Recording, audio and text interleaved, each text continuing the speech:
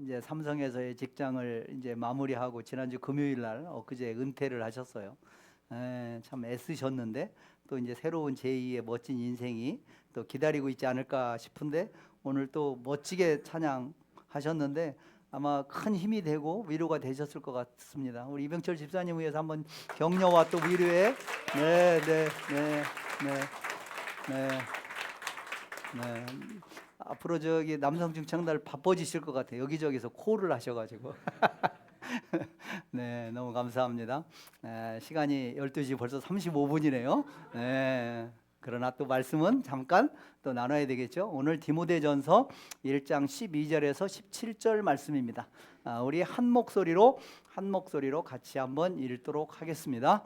나를 등하게 하신 그리스도 예수 우리 주께 내가 감사함은 나를 충성되이 여겨 내게 직분을 맡기심이니 내가 전에는 비방자요 박해자요 폭행자였으나 도리어 긍휼을 입은 것은 내가 믿지 아니할 때에 알지 못하고 행하였음이라. 우리 주의 은혜가 그리스도 예수 안에 있는 믿음과 사랑과 함께 넘치도록 풍성하였도다. 미쁘다 모든 사람이 받을 만한 이 말이요 그리스도 예수께서 죄인을 구원하시려고 세상에 임하셨다 하였도다. 죄인 중에 내가 괴순이라. 그러나 내가 긍휼을 입은 까닭은 예수 그리스도께서 내게 먼저 일체 오래 참으심을 보이사 후에 주를 믿어 영생 있는 자들에게 본이 되게 하려 하심이라. 영원하신 왕 곧 썩지 아니하고 보이지 아니하고 홀로 하나이신 하나님께 존귀와 영광이 영원 무궁토록 있을지어다. 아멘. 아멘. 네. 디모데전서에서 사도 바울이 디모데에게 여러 가지의 내용으로 편지를 하고 있는데 특별히 디모데전서 1장 12절에서 17절까지는 디모데에게 사도 바울이 가지고 있는 그 믿음의 신앙의 아름다운 감사가 넘치는 감사를 아주 아름답게 본질적으로 표현한 내용이 디모데전서 1장 12절 17절 말씀입니다. 디모데전서는 언제 쓰여졌는지 대략 아시겠죠? 네, 사도 바울이 1차, 2차, 3차 전도 여행을 마치고 마지막 로마에까지 가서 로마의 감옥에서도 감옥의 가택 연금처럼 가택 투옥이 돼 있는 상황에서도 복음을 전하는 장면을 끝으로 사도행전 28장은 끝이 납니다. 그런데 그 이후에 사도 바울은 잠시 풀려납니다. 다시 풀려나서 제4차 전도 여행을 떠납니다. 그렇게 가고 싶었던 땅 끝에 어디예요? 스페인 서바나 지역을 갑니다. 그리고 사도 바울이 2차, 3차 전도 여행을 다녔던 지역 어디예요? 소아시아 지역, 그다음에 그리스 아가야 지방, 마게도냐 지방. 그 지방을 다시 한번 돌아봅니다. 로마 감옥에서 잠시 풀려서 다시 3차 전도했던 그 지역을 잠깐 돌아봅니다. 잠깐 돌아봐요. 그러면서 혼자 그때 여행을 떠난 게 아니라 몇 명을 데리고 갑니다. 누구를 데리고 갔을까요? 네, 오늘 본문에 나오는 디모데에게 편지를 보내는 이 디모데를 데리고 갑니다. 그리고 또 디도서의 대상인 디도를 데려갑니다. 또 누굴까요? 네, 에라스도라는 제자를 데려갑니다. 그다음에 드로비모라는 사람을 데려갑니다. 이렇게 4명과 함께 마지막 전도 여행을 합니다. 해요. 그래서 가는 곳마다 한 명씩 그곳에서 사역을 감당하도록 합니다. 에베소에서는 누구를 놓고 와요? 오늘 편지를 쓰고 있는 이 에베소에서 사역하도록 디모데를 남겨놓고 디모데에게 나중에 편지를 보내는 내용이 디모데요 전서입니다. 네, 에베소에 디모데를 놓습니다. 그리고 디도를 그레데 섬, 지금은 이제 크레타라고도 하죠. 그리스령인데 그리스 반도 한참 밑에 있는 크레타라는, 성경에는 그레데라고 하는 곳에 디도를 남겨놓습니다. 디도를. 그리고 고린도에 가서 2차 전도 여행 때 사도 바울이 오랫동안 사역하셨던 곳이 고린도죠. 그곳에 에라스도를 그곳에 둡니다. 그리고 밀레드에 드루비모는 병이 들었다, 성경이 그렇게 표현하고 있습니다. 병이 들어서 밀레누에 내려놓고, 그래서 가는 곳마다 지금 사도 바울이 로마 감옥에 있다가 마지막으로 풀려나서 언제 다시 잡혀 들어갈지 모르는 로마 시대가 핍박을 시작하고 있는 그 상황 속에서 마지막으로 다시 복음을 전하기 위해서 자기의 사랑하는 디모데, 디도, 에라스도, 그래도 이런 제자들과 함께 마지막 전도 여행을 다시 한번 떠나면서 그곳에서 필요한 곳에 자기가 아끼는 디모데 참 아들, 디도 믿음의 후배들, 그런 한 명 한 명을 처소에 맞게 한 명씩 그곳에서 사역을 하도록 남겨놓고 마게도냐, 빌립보 지역에서 지금 이 편지를 쓰고 있는 겁니다. 어떻습니까? 사도 바울이 평안하고 행복할 때, 근심 걱정이 없을 때 이런 넘치도록 이런 감사의 표현을 했나요? 아닙니다. 지금까지 감옥에 살아왔고, 그리고 또 언제 잡혀갈지 모르는 그런 로마 제국의 핍박이 있는 상황 속에서 자기와 함께 동역했던 제자들과 함께 곳곳을 다니며 그곳에 꼭 필요한 제자들을 앉혀놓고 다시 지금 잠깐 마게도냐에 와서 편지를 쓰는 거예요. 이 디모데전서 1장 12절 17절은 넘치는 감사의 표현을 이렇게 표현하고 있습니다. 그런 상황 속에서요. 네. 저는 이렇게 사도 바울이 자기의 사랑하는 제자들을 함께 여행을 가면서 이렇게 한 명씩 떨궈 놓고 그곳에도 너는 여기서, 너는 이곳에서, 너는 여기서 사역해야 돼 라고 하면서 나중에 홀로 남아서 이 편지를 쓰는 사도 바울을 잠깐 묵상을 해봤습니다. 우리도 이제 선교를 다녀보신 분들도 계시고, 또 하나님의 마음으로 누군가를 돕고 하면서 현장에서 그 현장을 또 보면 생각지 못했던 있는 것 모두 다 지갑을 다 터는 경우도 때로는 있잖아요. 사도 바울이 마지막 4차 전도 여행을 다니면서 에베소의 디모데를 네가 여기서 사역을 했으면 좋겠다. 디도에게 크레타 섬에서, 그레데 섬에서 네가 여기서 사역했으면 좋겠다. 에라스도에게 고린도 네가 여기서 사역했으면 좋겠다. 네가 여기를 너무나 잘 알고 있잖아. 그래서 한 명 한 명 자기를 너무나 측근해서 잘 돕고 자기와 영적인 교제를 나누고 참 아들, 참 믿음의 후배들을 그렇게 한 명씩 그렇게 곳곳에 떨구어 놓고, 그리고 자기는 어쩌면 하나님께서 마지막을 기다리고 있을지도 모르겠습니다. 그런 상황 속에서 쓴 편지가 고린도 전서입니다. 디모데 전서입니다. 이 감사의 내용은 잠시 후에 한번 다 살펴보고요. 사도 바울은 저와 여러분이 너무나 다 잘 아는 분입니다. 참 위대한 이방인의 사도죠. 신약 성경의 많은 부분을 썼고 신학의 체계를 갖춘 분입니다. 그런데 이 사도 바울은요, 예수를 믿기 시작하면서 고난이 시작됐습니다. 사도행전 9장에 사도 바울이 다메섹으로 가는 도중에 예수를 만납니다. 예수를 만나면서 그의 고난의 삶의 시작이 되었습니다. 사도행전 9장 23절에 보니까 뭐라고 돼 있어요? 유대인들이 누구 죽이기를? 사울 죽이기를 공모하더니. 아니, 조금 전까지 예수를 알지 못할 때는, 예수를 믿지 않았을 때는 자기들과 함께, 유대인들과 함께 예수 믿는 사람들을, 스데반을 죽이고, 스데반이 죽는 것은 너무나 당연하고, 그리고 예수 믿는 사람들을 가가호 찾아다니면서 심지어 저 멀리 다메스커스에까지 쫓아가서 예수 믿는 사람을 잡아서 죽이려고 그랬던 사도 바울이 어느 날 다메섹 도상에서 예수를 만나고 갑자기 돌변한 거예요. 자, 이제는 지금까지 함께 사역하고 함께 일했던 유대인들의 공공의 적이 돼버린 겁니다. 그러면 반대로 그리스도인들은 어떨까요? 그런 사도 바울이 달가웠을까요? 스데반을 조금 전에 돌로 쳐 죽이는 것이 너무나 당연하다고 생각했고, 예수 믿는 사람들을 그렇게 찾아다니면서 핍박하고 압박했던 그런 사도 바울이 어느 날 갑자기 예수 믿는다고 찾아오니 그게 환영이 되겠습니까? 이쪽에서도 환영받지 못하고 저쪽에서도 환영받지 못하고, 그리고 자기를 죽이려고 하는 유대인들의 음모와 추적은 계속되고, 사도 바울은 예수를 믿기 시작하면서부터 그의 고난은 시작되었습니다. 그리고 14년의 침묵기를 거칩니다.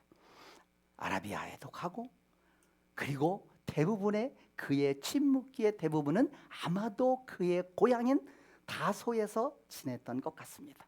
그래서 그가 다시 등장할 때 사도행전 11장 25절에 보니까 바나바가 사울을 찾으러 어디로 갔다고 나와 있어요? 다소에 갔다. 다소에 갔다. 네, 예루살렘에서 다소까지 가려면요, 지금이야 얼마 안 걸리겠지만 대략 한 800km 정도 떨어진 거리입니다. 800km면요 하루에 10시간씩 군인들이 걸어서, 하루에 10시간 걸으면 40km잖아요. 800km면 박 장로님 며칠간 걸어야 돼요? 20일간을, 거의 한 달 가까이를 하루에 10시간씩 걸어서 갈 수 있는 거리가 다소입니다. 다소예요. 그 거리를 누가? 바나바가 사울을 지금 침묵하고 있는, 지금 은둔하고 있는 그 사도 바울을 찾아서 함께 동역하고 싶고 함께 일하고 싶고 복음 전하기에 최적의 사람이라고 생각해서 하나님께서 사인을 주셨겠지만, 그래서 다소로 찾아가는 겁니다. 누군가를 한 명을 세우고 새로운 한 명의 일꾼을 세우는 것은 이렇게 힘든 지난한 그런 고통과 어려움이 뒤따르는 거예요. 그런 희생을 통해서 한 사람 또 한 사람이 세워지는 것이 아닐까 싶습니다. 그래서 사도 바울은 이제 바나바와 함께 전도 여행을 떠나기 시작하죠. 그래서 1차 전도 여행, 2차 전도 여행, 3차 전도 여행을 그렇게 사도 바울은 믿음의 통역자들과 함께 여행을 다닙니다. 2년, 3년, 4년, 대략 한 10여 년에 걸쳐서 3차 전도여행을 마칩니다. 2차 전도여행은 주로 고린도가 타켓이었고, 3차 전도여행은 그렇게 2차 전도여행 때 가고 싶어 했던 에베소가 타켓이었습니다. 그곳에서 에베소 같은 경우는 마지막에 3년 가까이 거기에서 그러면서 2차, 3차 전도여행하면서 데살로니가 전후서, 갈라디아서, 고린도 전후서, 로마서 이런 성경들을 전도여행 중에 기록합니다. 그리고 3차 전도여행을 마무리하면서 이제는 예루살렘에 가고 싶다. 그래서 예루살렘으로 결국은 갑니다. 성령께서 알려주셔서, 끊임없이 많은 제자들에게 알려주셔서 예루살렘에 가면 체포됩니다. 예루살렘에 갚히면 로마 당국에 잡힙니다 라는 경고가 있었음에도 불구하고 자기는 꿈꾸는 비전이 있었기 때문에 결국은 예루살렘에 가서 체포가 됩니다. 그리고 가이사랴에서 2년여 동안 투옥이 돼서, 그리고 어렵게 이제 로마로 가게 되죠. 그리고 로마에서 2년여 동안 투옥된 상황에서 우리가 잘 알고 있는 옥중서신이라는 성경을 쓰게 되죠. 그리고 아까 말씀드렸다시피 2년여 동안 그렇게 이렇게 가택연금 상태, 그러니까 외부에서 오는 사람은 만날 수 있고 본인은 밖으로 나가지 못하고, 그런 상황에서 마음껏 복음 전하는 장면이 사도행전 28장에 나옵니다. 그리고 사도행전은 끝이 나고 아까 말씀드린 것처럼 이제 다시 마지막 전도여행, 그걸 4차 전도여행이라고도 하고 뭐 이렇게 표현을 하지만 여하튼 그 전도여행을 떠납니다. 그리고 그 여행 중에 곳곳을 들려서 자기의 사랑하는 제자들을 사역을 잘 하도록 하고, 그리고 나서 디모데 전서를 쓰고 다시 체포가 돼서 로마에 와서 다시 2차 투옥된 상태에서 마지막으로 쓴 편지가 디모데 후서. 디모데 후서. 그렇게 디모데 전후서는 마지막 4차 전도 여행과 연관이 있는 서신이 되겠습니다. 사도 바울의 삶은, 사도 바울의 인생은 예수 그리스도를 만나면서 고난으로 시작해서 감옥에서 순교합니다. 여러분들 보시기에 어떻습니까? 행복한 삶인가요? 편안한 삶인가요? 괜찮은 삶인가요? 어떻습니까? 여러분 보시기에. 그러나 하나님께서는 놀라운 은혜를 사도 바울에게 부어주셔서 믿음으로 그 길을 정말 기쁨으로 사도 바울은 달려갔습니다. 3차 전도 여행 중에 기록한 고린도 후서에 사도 바울이 자기의 고생한 것을 이렇게 기록하고 있습니다. 내가 수고를 넘치도록 하고 옥에 갇히기도 더 많이 하고 매도 수없이 받고 여러 번 죽을 뻔했다. 유대인들에게 40에서 하나 감한매를 5번 맞았다. 3번 태장으로 맞았다. 1번은 돌로 맞았다. 3번은 배를 타고 파선했다. 일주야를 깊은 바다에서 떠돌면서 그렇게 죽을 수도 있는 그런 환경 가운데 지냈다. 여러 번 여행하면서 강의 위협, 강도의 위협, 동족의 위협, 이방인의 위협, 시내의 위협, 광야의 위협, 바다의 위협, 거짓 형제 중의 위협, 유대인들로부터 얼마나 동족들로부터 어려움을 당했습니까? 당하고 또 수고하고 애쓰고 여러 번 자지 못하고 줄이고 목마르고 여러 번 굶고 춥고 헐벗었노라. 사도 바울의 1차, 2차, 3차 로마행, 4차 전도 여행의 모습을 사도 바울은 이렇게 기록하고 있습니다. 그런 상황 속에서 사도 바울은 감사했습니다. 그냥 감사가 아니라 넘치도록 감사했습니다. 풍성한 은혜를 주심에 하나님께 감사했습니다. 저와 여러분에게도 어떤 상황 속에서도 환경과 여건과 관계없이 하나님께서 부어주시는 풍성한 은혜를 누리시는 저와 여러분 되시길 소원합니다. 무엇에 첫 번째 감사했을까요? 오늘 말씀 보니까 1장 12절에 나를 능하게 하신 그리스도 예수 우리 주께 내가 감사하다. 나를 능하게 하신, 저와 여러분이 사명을 감당하려면요 힘이 있어야 돼요. 능력이 있어야 돼요. 힘 없이 능력 없이 감당할 수 있겠습니까? 그런데 그 힘을, 능력을 누가 주셔요? 주님이 주시는 겁니다. 주님이 주시는 겁니다. 사명만 주시고 네가 알아서 해 하시는 분이 아니란 말이에요. 저와 여러분에게 하나님께서 사명을 주실 때는 그 사명을 감당할 만한 넉넉한 힘을 주십니다. 그 힘을 받아서 우리는 없습니다. 우리는 할 수 없습니다. 우리는 그 힘이 없어요. 그러나 위로부터 내려오는 그 힘을 받아서 우리는 넉넉히 그 사명을 감당할 줄 믿습니다. 주님이 주십니다. 그리고 사도행전 1장 8절에 보니까 예수님께서 또 다른 보혜사, 누구예요? 성령님이 너희에게 오시면 너희가 권능을 받고 어디든지 땅 끝까지 이르러 내 증인이 되리라.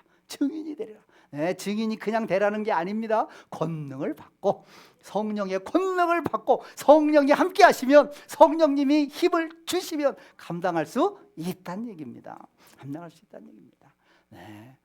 주님께서 주시는 권능으로 우리에게 맡겨진 사명을 잘 감당하시는 우리 초대교회, 저와 여러분 되시기를 간절히 소원합니다. 그리고 또 무엇을 감사했어요? 우리 주께 내가 감사함은 나를 충성되이 여겨 내게 직분을 맡기셨다. 사도 바울을 하나님께서 어떻게 여겼다고요? 충성되이 여기셨대요. 진짜 충성스럽다라는 뜻이 아니고 충성스럽게 여겨주셨대요. 사도 바울이 생각할 때 내가 정말 충성스러운 사람이 아닌데, 내가 충성스럽지 못한 부분이 있는데 하나님이 나를 충성스럽게 여겨주신 겁니다. 여겨주신 거예요. 왜 우리가 자녀를 키울 때도 그러잖아요. 잘했다 뭐 아이들에게 격려하잖아요. 진짜 잘했다 하나요? 아니잖아요. 그 소리를 듣고 잘한가 보다라고 하고 자꾸 시도하고 하다 보면 잘하게 되잖아요. 하나님이 우리를 충성스럽지 못해도, 내가 내가 잘하는 구석이 별로 많이 있는 것 같지 않아도 잘했다 충성스러워 잘했다 이야기하면 또 그 이야기를 듣고 우리는 충성스럽게 되는 거죠. 그래 나중에는 정말 충성스러운 자가 되는 겁니다. 충성스러운 자가 되는 거예요. 처음부터 잘하는 자가 어디 있습니까? 그러나 하나님께서 그걸 다 아시고 우리를 충성스럽지 못하지만 그래도 우리를 충성스럽게 여겨주시고, 그리고 우리에게 또 직분을 주시고, 그 직분을 감당하다 보면 우리는 하나님 앞에 진짜 충성스러운 사람이 될 수 있다. 디모데후서 2장 2절에 보니까 또 내가 많은 증인 앞에서 내게 들은 말을 충성된 사람에게 부탁해라. 그들이 또 다른 사람들을 가르칠 수 있으리라. 이 디모데후서 2장 2절이 복음을 전하고 전도하고 다음 세대를 키워야 되는 굉장히 소중한 말씀이죠. 네 대가 나옵니다. 네 대가 그죠?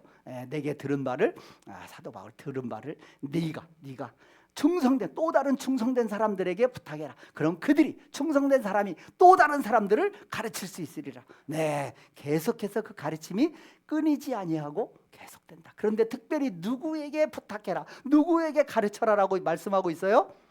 충성된 사람들에게. 네, 우리가 직장 세상 일도 그렇잖아요. 누구하고 일을 같이 하고 싶습니까? 우리 교장 선생님 누구하고 같이 일을 하고 싶어요? 충성스러운 사람하고 아니면 그냥 대충 하는 사람하고 충성스러운 사람하고 그런 사람하고 일하고 싶잖아요. 그런 사람이 예쁘잖아요. 그런 사람하고 함께하고 싶잖아요. 네, 그렇습니다. 우리는요, 하나님께 쓰임 받으려면 하나님 앞에 우리가 충성스러운 사람이 돼야 됩니다. 네, 여러분 충성스러운 사람이십니까? 충성스러운 사람이 되기를 원하십니까? 충성스러운. 사람도 알아봅니다. 저도 군 생활하면서요, 부하들의 모습만 보면 알잖아요. 하루 이틀 일주, 2주, 한 달, 한 1년 가까이 있다고 생각해 보세요. 모르겠어요. 척 보면, 김길남 목사님 척 보면 알잖아요. 손님도 척 보면 아는데 물건 살 사람인지 안 살 사람인지 알잖아. 척 보면 안단 말이에요.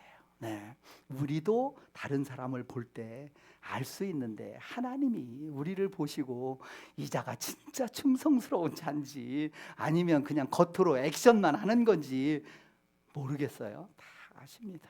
하나님 앞에 충성스러운 저와 여러분 되기 소원합니다. 네, 충성스럽게 여겨주시고 직분을 맡기심에 사도 바울은 감사했습니다. 그리고요, 차고 넘치도록 부어주신 은혜에 감사했습니다. 1장 14절에 보니까 주의 은혜가 그리스도 예수 안에 있는 믿음과 사랑과 함께 넘치도록 풍성하게 주셨다라고 얘기하고 있습니다. 네, 우리 초대교회에도 하나님께서 넘치도록 주셨어요. 지금 넘치잖아요.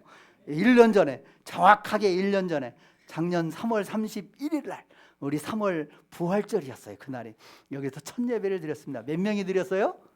15명, 14명인가 15명인가? 저도 헷갈리네. 네. 근데 지금 어때요? 네. 여기 우리 어머니 아버님하고 여기 외삼촌 앉으신 이모님 앉으신 저거는 부족해서 어제 그저께 샀어요. 새로. 이제는 더 사도 놀 데가 없어가지고 이제는 네, 풍성하게 주셨잖아요. 풍성하게 주셨잖아요. 네, 은혜. 네. 원래 은혜는 내려오는 겁니다. 그렇잖아요. 하나님께서 우리에게 내려주시는 거죠. 은혜가 먼저예요.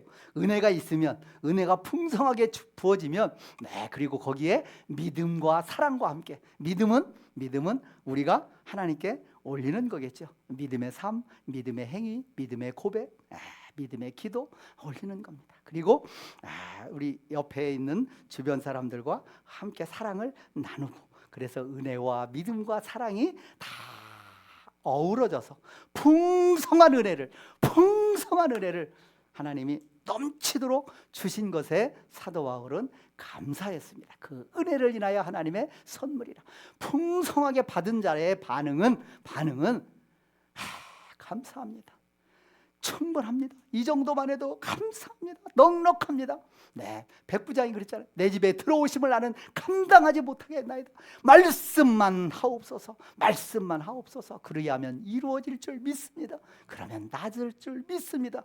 그렇게 백부장이 고백했듯이 우리는 주님께 풍성한 은혜를 받았잖아요. 받은 은혜를 감사해 하면서 겸손하게 하나님 앞에 나아가시는 저와 여러분 됐으면 좋겠습니다. 그리고 1장 15절 16절에 보니까 예수께서 죄인을 구원하시려고 세상에 임하셨다. 내가 긍휼을 입은 까닭은 하면서 말씀하고 있습니다. 네, 본질을 잊지 않는다는 겁니다. 네, 예수님께서 죄인을 구원하시려고 이 땅에 오셨습니다. 예수님께서 저와 여러분을 위해서 이 땅에 오셨습니다. 본질입니다. 복음의 본질입니다. 그 본질을 잊지 아니하고 사도 바울은 그것 때문에 그것 붙잡고 여기까지 왔던 것이죠. 그것 붙잡고 온 겁니다. 마가복음 2장 17절에서 내가 의인을 부르러 온 것이 아니라 죄인을 부르러 왔다고 주님께서 말씀하셨습니다. 근데 사도 바울은 자기 자신을 뭐라고 고백했어요? 내가 죄인 중에 괴수다. 여러분 아까 사도 바울의 일생을 잠깐 한 화면에서 살펴봤지만 어떻습니까? 그렇게 살아갈 수가 있나요? 그렇게 살기가 쉽나요? 범상치 않은 삶입니다. 그럼에도 불구하고 그는 자기 자신을 하나님 앞에 뭐라고 고백해요? 나는 죄인 중에 괴수다 라고 고백하고 있습니다. 그래서 나는 주님이 꼭 필요합니다. 나는 주님 없어도 의롭게 살만합니다 라가 아니라 그렇게 주님 앞에 헌신하며 충성하면서도 나는 주님 없으면 살 수 없습니다라고 끊임없이 고백하며 외치는 이 사도 바울. 나는 죄인 중에 괴수입니다. 나는 주님 없으면 내 이 본질적인 문제를 결단코 해결할 수가 없다라고 그는 고백하고 있는 겁니다. 우리가 신앙생활을 하면서 잊지 말아야 될 것은 본질입니다. 주님이 왜 오셨는지, 누구를 위해서 오셨는지, 나를 위해서 오셨다라는 것을 확신하시고 하나님 앞에 나의 모든 것을 내 마음속에 깊이 있는 모든 것까지도 다 드러내놓고 주님과 상의하며 그 문제를 해결해 나가시는 저와 여러분 되시길 간절히 원합니다. 그리고 사도 바울이 감사한 것은요, 본이 되게 하심에 감사했대요. 무엇에 본이 되게 하셨어요? 1장 16절에 디모데전서 1장 16절에 보니까 예수 그리스도께서 내게 먼저 일체 오래 참으심을 보이사 후에 주를 믿어 영생 얻는 자들에게 본이 되게 하려 하십니다. 그러니까 사도 바울을 후에 예수를 믿는 많은 사람들에게 본이 되게 하셨는데 그 본이 되게 하시는 그 본을 사도 바울은 누구로부터? 주님으로부터 자기는 본이 됐는데 주님의 본을 자기는 보고 배웠는데 그 본이 뭐예요? 오래 참는 겁니다. 오래 참. 그러니까 사도 바울이 예수님으로부터 뭘 배웠다고요? 오래 참는 거, 오래 참는 거. 오래 참는 게 어렵습니까? 쉽습니까? 최강교 집사님? 어렵습니까? 우리 안 권사님이요, 오래 참으셨어요. 몇 년 참으셨어요? 안 권사님이 38년을 참으셨어요. 그래서 우리 최강교 집사님이 38년 동안 기다린 아내를 작년에 나오셔서 세례받고 탁 저렇게 앉아 계셔요. 얼마나 은혜가 넘쳐요. 예수님의 그 오래 참으심을 사도 바울이 배웠고 사도 바울의 그 오래 참음의 본을 안 권사님이 배웠고 그 안 권사님 통해서 최강교 집사님이 오늘의 최강교 집사님이 있게 된 것이죠. 오래 참으시기 바랍니다. 신앙의 성숙도는요, 얼마만큼 참느냐입니다. 우리 어머님 많이 참으셨어요? 너무 또 가정사를 물어보면 그렇습니다. 우리는 참는 겁니다. 오래 참음의 본은 주님이셨습니다. 어떨 때는요, 답답하리만큼 말씀하지 않으셨습니다. 답답하리만큼 변명하지 않으셨습니다. 그 모든 주변에 그 모든 것을 말없이 감내하셨습니다. 본이 되셨습니다. 그분을 따라서 그분을 흉내라도 내기 위해서 애쓰시는 저와 여러분 되기 원합니다. 묵상 포인트입니다. 묵상 포인트입니다. 우리도 감사해야 됩니다. 언제 어떻게 첫 번째 감사할까? 언제 어떻게 감사할까? 디모데후서 3장 1, 2절에 보니까 말세에 고통하는 때에 따르니 사람들이 자기를 사랑하고 돈을 사랑하고 그때는 자랑하고 교만하고 감사하지 아니하고 말세의 징조들을 쫙 얘기하고 있는데 그 중에 감사하지 아니한다. 마지막 때가 될수록 감사하지 않는다라고 이야기하고 있습니다. 그런데 하나님은 우리에게 감사하라라고 말씀하십니다. 데살로니가전서 5장 18절에 범사에 감사하라. 이것이 그리스도 예수 안에서 저와 여러분을 향하신 누구의 뜻이에요? 하나님의 뜻이니라. 우리가 범사에 감사하는 게, 항상 감사하는 게 하나님의 뜻입니다. 시편에 보면요, 시편 100편에 이렇게 아름다운 고백이 있습니다. 감사함으로 그의 문에 들어가며 찬송함으로 그의 궁정에 들어가서 그에게 감사하며 그의 이름을 송축할지어다. 지금 하나님의 문에, 지금 하늘나라 하나님의 문에 들어가는데 어떻게 들어간다고요? 감사함으로 하나님의 문에, 천국 문에 비밀번호가 있습니다. 뭐예요? 감사함으로 그 문을 열고 들어가고, 문을 열고 하나님 계신 그 뜰에 더 가까이 나아가는데 뭐 하면서 그의 궁정에, 그의 정원에, 그의 뜰 안으로 들어가요? 찬송함으로. 네, 감사함으로 문을 열고 주님 가까이 계신 곳에 찬송함으로 더 가까이 가서, 그 다음에 만났어. 뭐 할 거예요? 그에게 감사하며 그의 이름을 송축할지어다. 이야, 하나님을 만나기 위해서 문을 열고 들어가는데 뭐 하면서 들어가라고요? 감사하면서. 조금 더 가까이 갔어요. 뭐 해야 돼요? 송축해야 돼요. 찬양해야 돼요. 그리고 만났어요. 뭐 해요? 다시 그에게 감사하며 그의 이름을 송축한다고 그랬어요. 뭘 감사해요? 뭘 송축해요? 여호와는 선하시니 인자하심이 영원하시도다, 성실하심이 대대에 미치리로다 라는 내용을 하나님 앞에 송축하고 찬양하고 감사하고 했다라는 시편 기자의 고백이 시편 100편 내용입니다. 네, 하늘나라 문을 여는 키가, 비밀번호가 뭐라고요? 감사. 조금 더 가까이 나아가는 키, 비밀번호가 뭐예요? 찬송, 성축입니다. 네, 하나님의 문을 여시는 비밀번호를 공유하시고 그 비밀번호를 열고 들어가서 감사와 찬양으로 하나님께 영광 돌리고 저와 여러분에게 기쁨이 넘치는 그런 삶, 그리고 그런 또 미래를 기대하며 고대하는, 학소고대하는 저와 여러분 되시기 소원합니다. 무엇을 감사할 것인가? 무엇을 감사하실 것인가? 우리 1주년에 붙여서 무엇을 감사할 것인가?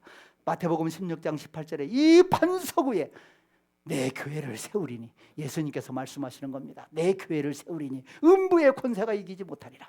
이 교회를 누구의 교회라고 표현하셨어요? 주님께서 내 교회, 주님의 교회, 예수님의 교회라고 표현하셨습니다. 이 교회는 누구의 교회예요?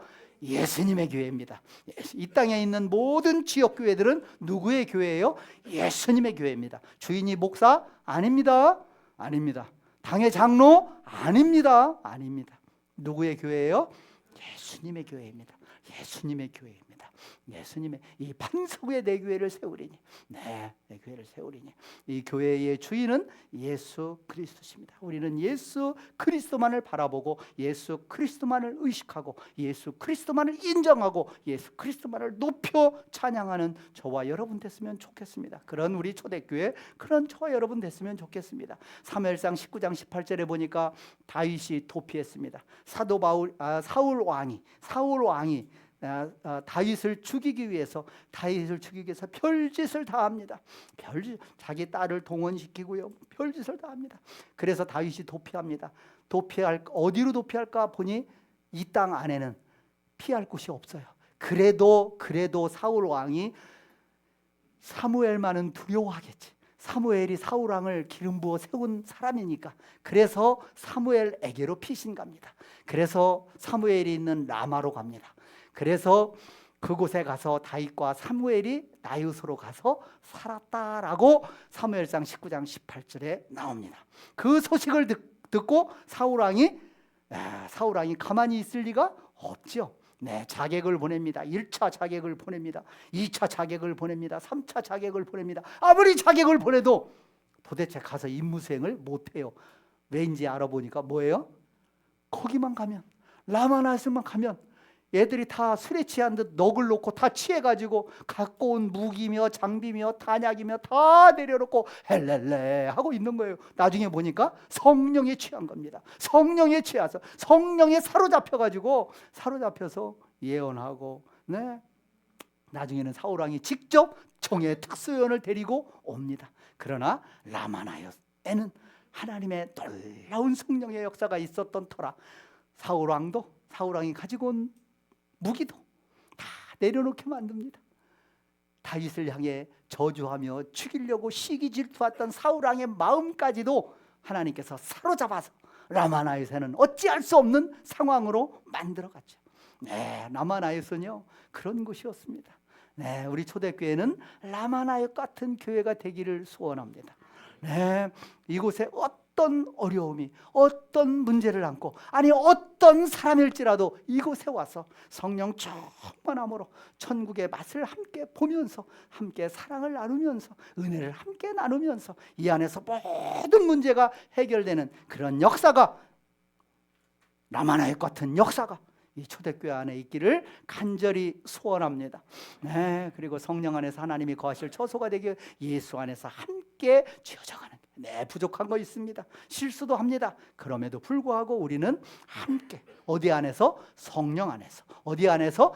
예수 안에서 함께 지어져가는 그런 초대교회가 됐으면 좋겠습니다. 그런 초대교회를 위해서 기도해 주시면 감사하겠습니다. 네, 무엇을 감사할 것인가요? 목자와 총무를 세웠습니다. 작년에 또 이 장로, 안수집사, 권사 임직을 했습니다. 올해 많은 또 봉사자들을 세웠습니다. 네, 일꾼을 세워주심에 감사합니다. 감사합니다. 사도행전 2장에 보니까 초대교회의 모습들이 나오죠. 사도의 가르침을 받았습니다. 서로 교제하고 떡을 뗍니다. 서로 기도하기를 힘썼습니다. 그랬더니 기사와 표적이 많이 나타났습니다. 믿는 사람들이 함께, 다 함께 날마다 뭘 같이 했다고요? 마음을 같이 했습니다. 마음을 같이 했습니다. 마음을 같이 해서 성전에 모이기를 힘쓰고 기쁨과 순전한 마음으로 음식을 먹고 하나님을 찬양했습니다. 그랬더니요, 온 백성들이 초대교회 교인들을 찬송했다, 칭송했다라고 이야기 나옵니다. 그러면서 그 결과 구원받는 사람이 날마다 더해졌다라는 역사가 있습니다. 많은 일꾼을 초대교회에서도 세웠습니다. 이런 초대교회에 있었던, 2000년 전 초대교회에 있었던 이런 역사들이 2000년 후에 다시 이곳에 있는 초대교회에서 나타나기를 소원합니다. 그리고 이런 결과가 또 하나님께서 맺게 해주시리라 믿습니다. 무엇을 감사할 것인가? 한 영혼을 구원해 주시고, 한 영혼을 천하보다 귀하게 여기시는 그런 마음을 주시고, 또 지금까지 짧은 1년 기간이지만 우리가 벌써 세 차례, 오늘까지 해서 우리 도윤이, 민준이까지 해서 세 차례 세례를 베풀고 10명이 넘는 인원이 예수를 구주로 믿고 세례받고 하나님의 자녀가 되었습니다. 네, 마태복음 16장 26절에 사람이 만일 온 천하를 잊고도 제 목숨을 잃으면 무엇이 유익하리요? 네, 한 영혼은요 온 천하보다 소중합니다. 예레미야 5장 1절에 보면 우리 한 목소리를 읽어보실까요? 너희가 만일 정의를 행하며 진리를 구하는 자를 한 사람이라도 찾으면 내가 이 성읍을 용서하리라. 네, 예레미야가 활동했던 시기는 북이스라엘을 멸망하고 남유다도 이제 곧 멸망할 그런 즈음에, 그래서 하나님께서 몽둥이를 들어서, 아수르라는 몽둥이를 들어서 북이스라엘을 쳤고, 그 다음에 다시 바벨론이라는 몽둥이를 들어서 남유다를 치기 직전에 예레미야 선지자를 통해서 이렇게 얘기하고 있는 겁니다. 너희가 만일 정의를 행하며 진리를 구하는 자를 몇 사람이라도 찾으면, 한 사람이라도 찾으면, 어디에서?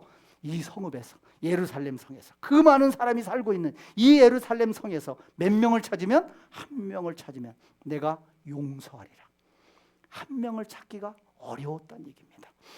정의를 행하며 진리를 구하는 자 한 사람을 찾기가 그토록 어려웠다는 얘기입니다. 한 사람이 소중합니다. 한 사람만 있으면 하나님이 용서하십니다. 그 한 사람이 되시기를 소원합니다.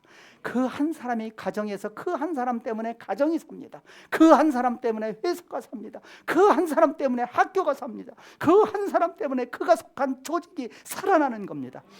그 한 사람으로 말미암아 우리 교회가 살아나는 겁니다.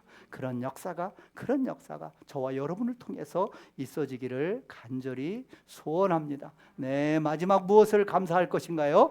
선교의 사명을 감당케 해주심에 감사합니다. 감사합니다. 네, 아까 나누었던 디모데후서 2장 2절 말씀. 그래서 우리는 여기에 초대교회를 세우면서 우리는 선교하는 교회가 되자. 선교하는 교회가 되자. 하나님께서 이렇게 아름다운 예배당도 거저 주셨잖아요. 우리 할 일은 뭐예요?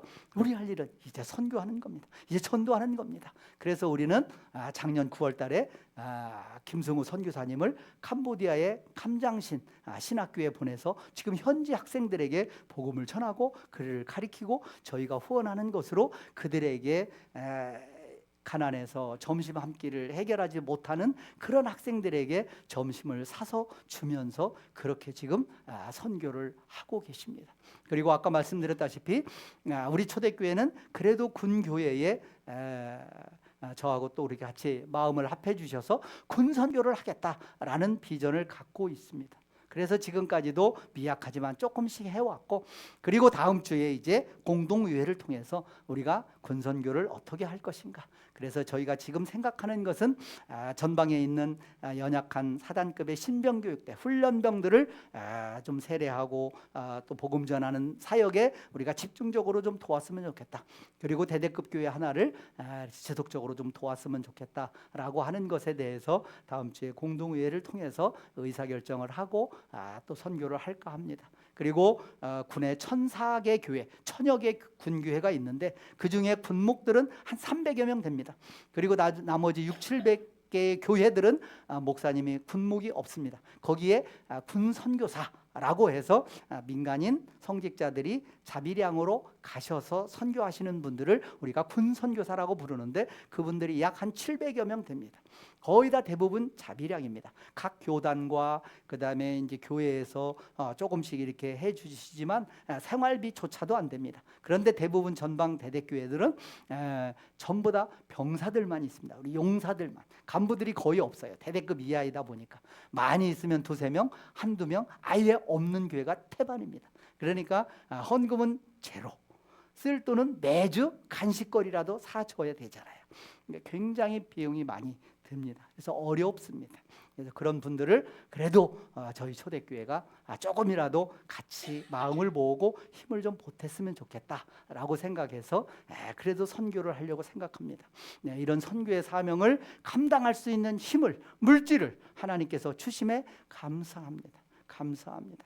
돌아보니 1년 동안 하나님께서 참 많이 주셨습니다. 참 풍성한 은혜를 많이 주셨습니다. 감사합니다. 오늘 1주년 감사 예배를 드리면서 이렇게 많은 분들 함께 예배 드리고 오늘 또 세례를 받고 또 성찬을 나누고 또 이렇게 찬양하고 하는 이 모습이 하나님께서 기뻐 받아주셨으리라 확신하고, 그리고 또 이 모습이 너무나 저도 가슴이 뿌듯하고 감사합니다. 감사합니다. 우리 늘 하나님 앞에 감사와 찬송과 영광을 오직 하나님께만 돌려드리는 저와 여러분 되길 간절히 소원합니다. 기도하겠습니다.